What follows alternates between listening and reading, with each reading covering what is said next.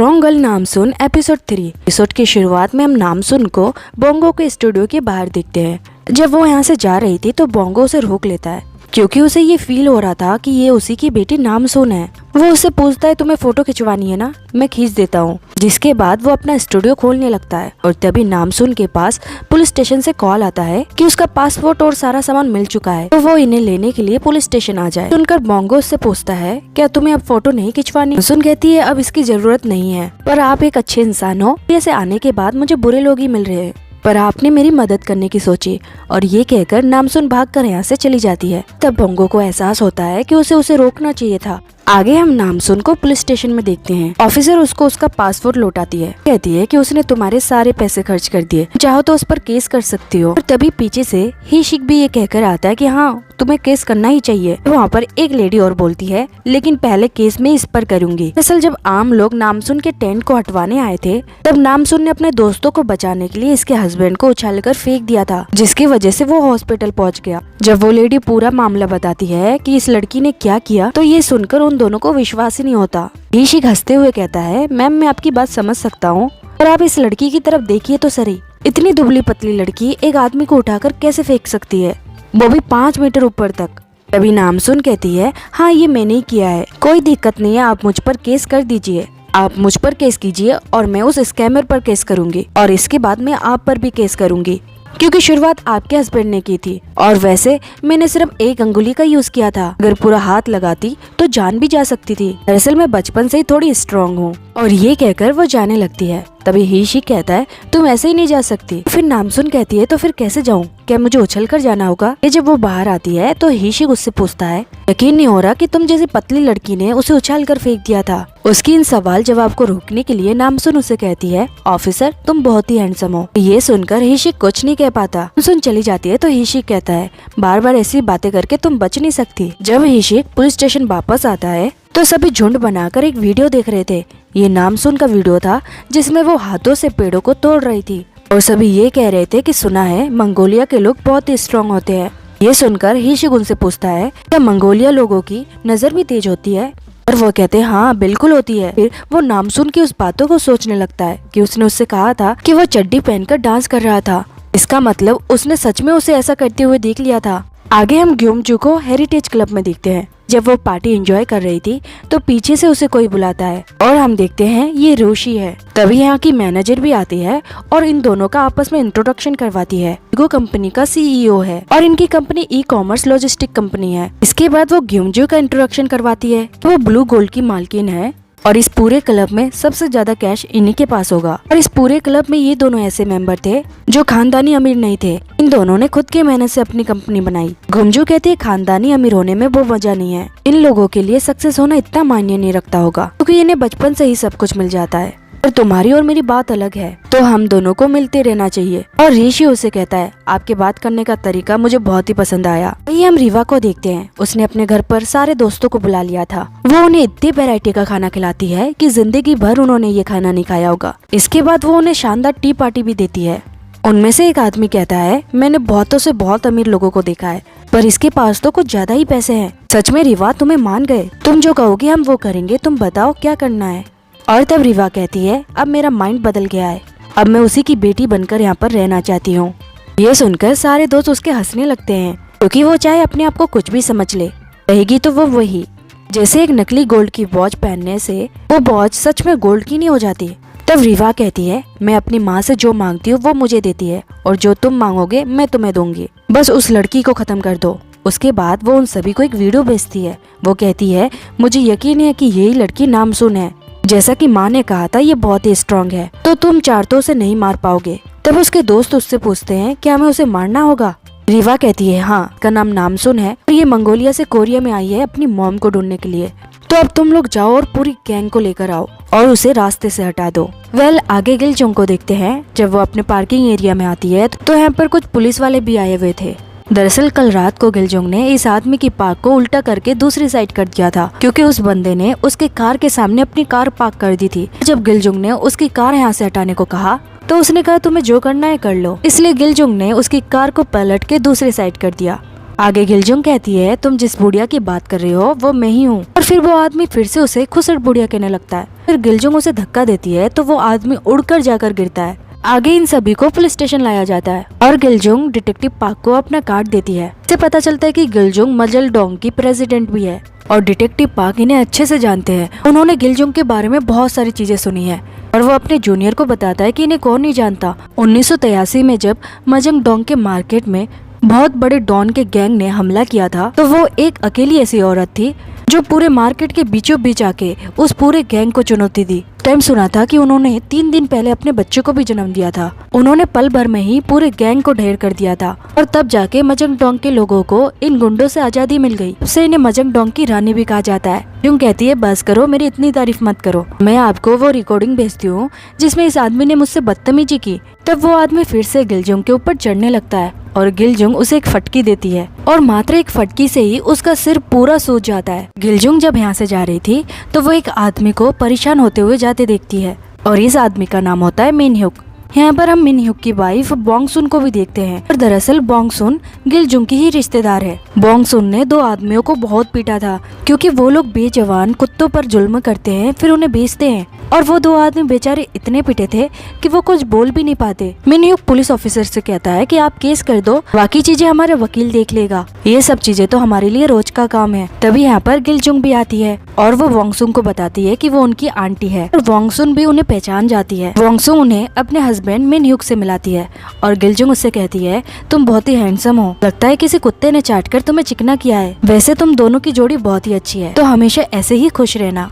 आगे हम बोंगो को देखते हैं। वो अपने बेटे नामिन के पास आया था। नामिन टैरेट कार्ड रीडिंग करता है। वो बोंगो से कहता है कि डैड आपके स्टूडियो में जो भी लड़की फोटो खिंचाने आती है वो सभी आपको नामसुन ही लगती है। बोंगो कहता है पर ये अलग था, उसकी आंखों में देखते ही लगा कि वो मेरी ही नामसुन है। मुझे पक्का लगता है कि रीवा हमारी बेटी नहीं है। अमीन कहता है कि माँ भी यही कह रही थी, दरअसल मैंने उन्हें मिस जंग के साथ बात करते हुए सुना था। इसके बाद नामिन को भूख लगने लगती है और वो अपने लिए 6 सैंडविच ऑर्डर कर देता है। बोंगो कहता है बेटा अपने खाने पे कंट्रोल किया करो, ऐसा लगता है तुम्हें खाने की कोई बीमारी हो गई है। नामिन कहता है पर मैं क्या करूं, मुझे इतनी भूख लगती है कि मैं अपने आप पे कंट्रोल नहीं कर पाता। इसके बाद बोंगो कहता है इन बातों को छोड़ो, अब बताओ मैं नामसुन से कब मिलूंगा। और फिर नामिन टैरेट कार्ड रीडिंग करने लगता है। वो कहता है जब हम मुसीबत से घिरे होंगे तो वो रक्षक बन के आएगी, वो हमें खुद ढूंढते हुए आएगी। इसी के साथ सीन शिफ्ट हो जाता है नामसुन पर। वो एक शूटिंग के काम के लिए लाइन पर लगी हुई थी। उसे जनरल का रोल चाहिए था लेकिन उसे दासी का रोल दिया जाता है। जब उसके पैरों के बीच लकड़ियां फंसाई जाती है तो वो लकड़ियां ही टूट जाती है। मैनेजर आकर देखता है इतनी मजबूत लकड़ियां आखिर टूट कैसे गए और तब नामसुन कहती है ये मेरी गलती है, पर अगर तुम मुझे जनरल का रोल दोगे तो मैं सच में एक्टिंग अच्छी करूंगी। पर उसे फिर से एक ऐसा रोल दे दिया जाता है जो उसे बिल्कुल पसंद नहीं आता। आगे हम हीशिक और पाक योंग को मुर्दा घर में देखते हैं।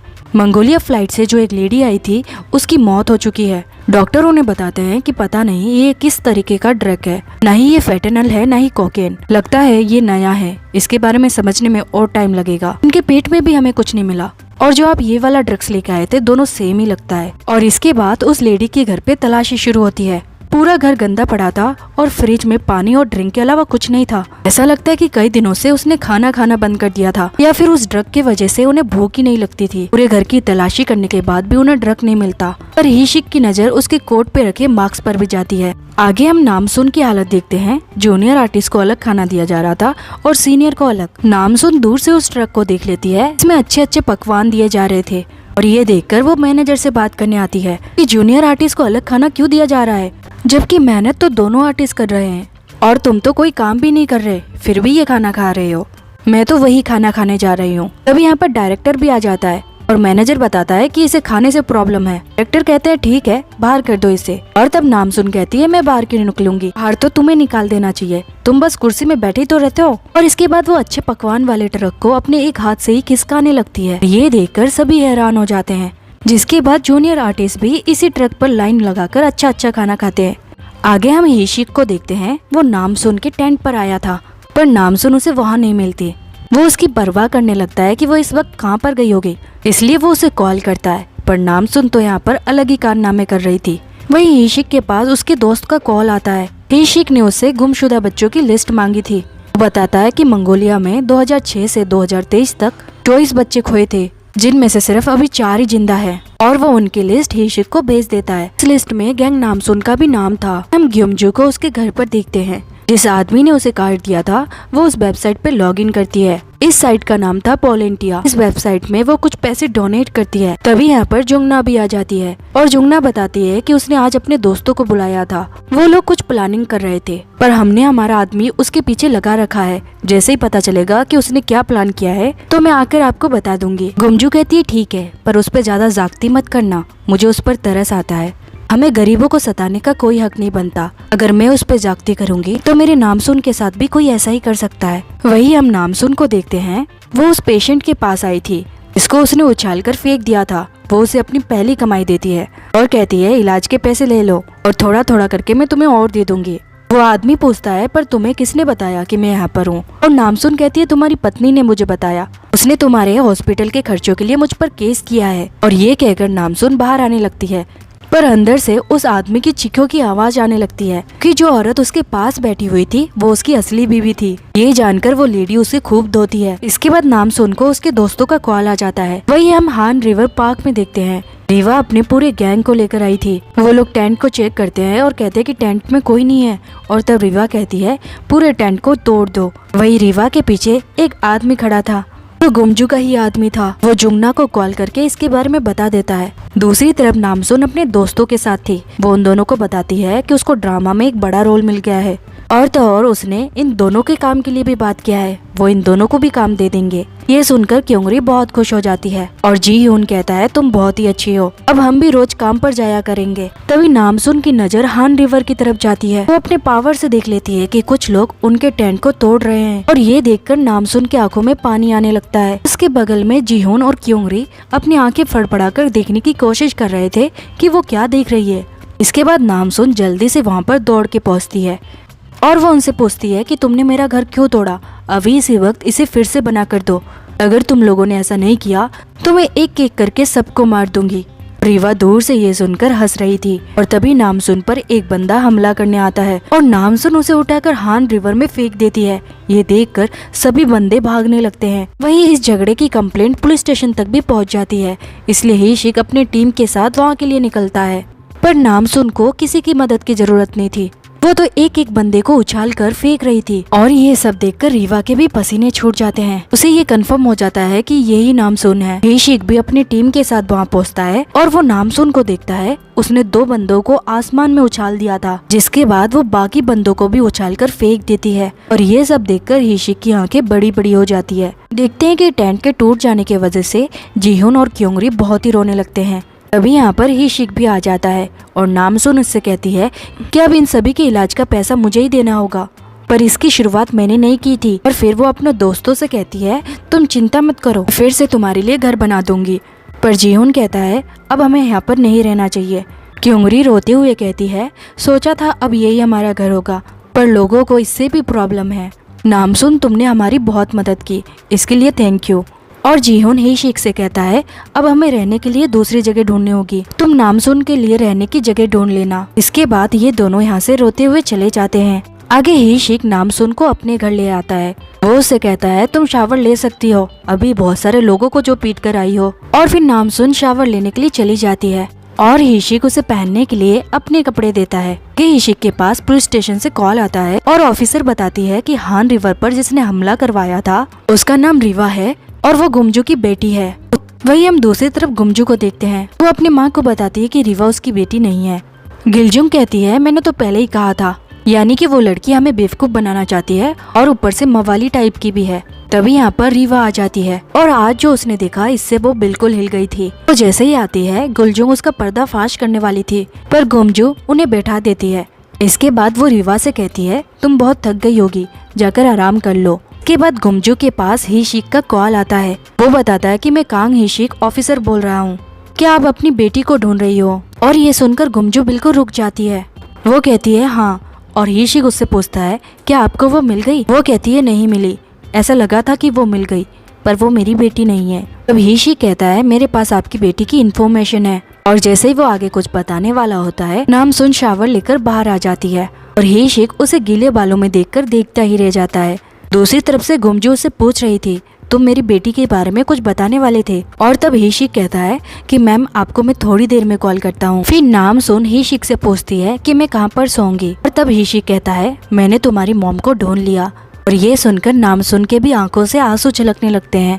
वो नामसुन को बताता है आज जिस लड़की ने तुम पर हमला करवाया था वो नकली नामसुन है। तुम्हारी माँ 20 सालों से तुम्हें ढूंढने के लिए तड़प रही है, इसलिए वो हर साल strong girl of the year का कंपटीशन भी रखती है ताकि कभी उनकी स्ट्रॉन्ग बेटी वहाँ पर हिस्सा लेने आ जाए। ऐसा हुआ पर वो नकली नामसुन थी। अच्छा हुआ वक्त रहते उन्हें ये पता चल गया। और तब नामसुन उससे पूछती है क्या मेरी माँ और मेरे पापा दोनों ठीक है।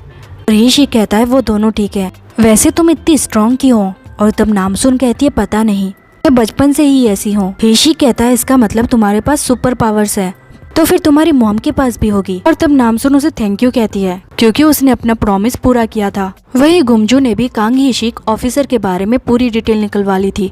वो फिलहाल के लिए अंडर कवर है। वो कोरियन नेशनल ड्रग्स इन्वेस्टिगेशन के 36 टीमों में से एक है जो खुफिया तरीके से ड्रग्स इन्वेस्टिगेशन के लिए काम कर रहे हैं। आगे गुमजू के पास हीशिक का कॉल आता है और गुमजू उससे पूछती है फिलहाल मेरी बेटी कहाँ पर है। और हीशिक बताता है वो मेरे साथ है। गुमजू कहती है क्या मैं उससे बात कर सकती हूँ। कहता है कि वो सो गई है, वो बहुत ही थक गई थी, अगर वो आपसे बात करती तो वो पूरी रात नहीं सो पाती। गुमजू कहती है तुमने अच्छा किया, जागने के लिए मैं काफी हूँ, मैं तुम्हें एड्रेस भेज रही हूँ, मैं वहाँ नामसुन का वेट करूंगी। और फिर वो हीशिक को अपने तहे दिल से थैंक यू कहती है। इसके बाद गुमजू बोंगो को कॉल करती है। फिर वो कहती है नामिन के पापा नहीं नामसुन के पापा, हमारी खोई हुई बेटी मिल गई है।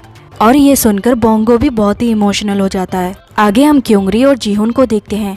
उन्हें रहने के लिए अभी भी अच्छी जगह नहीं मिली थी। उनके पास खाने के लिए एक ही राइस बोल भी था जिसे क्योंगरी खा रही थी और जीहुन अपनी नजरों को छुपाते हुए उसे देख रहा था। जिसके बाद क्योंगरी उसे भी खाने के लिए देती है। जीहुन उसका एक बाइट लेता है और बाकी बचा हुआ हिस्सा वो कल के लिए रख देता है। दोनों अपनी इस हालत को देखकर रो रहे थे। अगले मॉर्निंग हीशिक को देखते हैं। उसने नामसुन के लिए कपड़े मंगवाए थे। वो उससे कहता है तुम अच्छे कपड़े पहनकर जाना ताकि तुम्हारी मॉम को ये ना लगे कि तुम कमियों में जी रही हो। जिसके बाद नामसुन वहाँ के लिए निकल जाती है। दोनों ही अपने अपने घर से एक दूसरे से मिलने के लिए निकल गए थे। फिर हमें दिखाया जाता है कि एक लड़की डिप्रेशन में आकर अपने घर को आग लगा देती है, जिससे धीरे धीरे पूरी बिल्डिंग में आग फैल जाती है। नामसुन उसी रास्ते से आ रही थी तो वो दूर से ही देख लेती है। वो दौड़कर वहाँ पहुँचती है और अंदर काफी लोग फंसे हुए थे जिसमें ज्यादातर छोटे बच्चे थे, इसलिए नामसुन छलांग लगाकर घर के अंदर चली जाती है। वहीं उसी रास्ते पर हम क्योमजू को देखते हैं जो ट्रैफिक में पूरी तरह से फंस चुकी थी और इसी भीड़ में फायर ब्रिगेड वाले भी फंस गए थे। और इसलिए गुमजू नीचे उतरकर सभी कार को साइड करने लगती है ताकि वो लोग आग बुझाने के लिए आगे जा पाए। वहीं नामसुन कई बच्चों को बचाती है और अब अंदर बहुत ही ज्यादा आग भी फैल चुकी थी जिससे उसका भी दम घुट रहा था, पर फिर भी वो मदद करने से बिल्कुल पीछे नहीं हटती। गुमजू भी वहाँ का काम निपटाने के बाद यहाँ पर आती है।